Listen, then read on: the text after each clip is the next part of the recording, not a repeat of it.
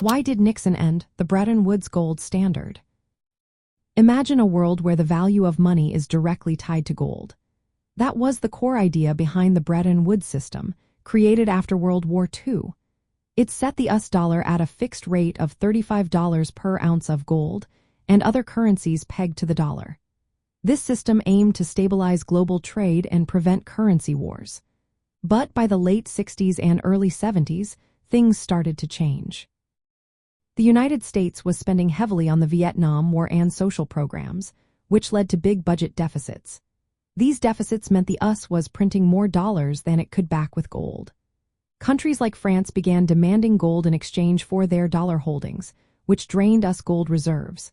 Meanwhile, surplus countries like Germany and Japan didn't want to revalue their currencies, making the imbalance worse.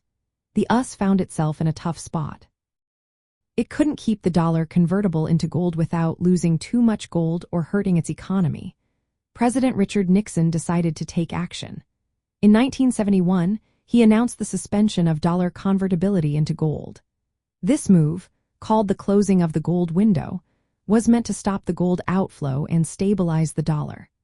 It effectively ended the Bretton Woods system because the dollar was no longer backed by gold. Instead, currencies started to float freely, based on market forces. Nixon also introduced measures like wage and price controls and import surcharges to fight inflation. From a capitalism point of view, ending the gold standard gave the US more control over its monetary policy. It allowed the government to manage the money supply and interest rates more actively. This shift helped support economic growth and employment without being tied to gold reserves. It was a practical move to adapt to a changing global economy. The decision was driven by the fact that the US could no longer sustain the gold backing amid rising dollar liabilities and domestic economic needs. This change marked a big step from a fixed gold-backed system to a more flexible monetary regime.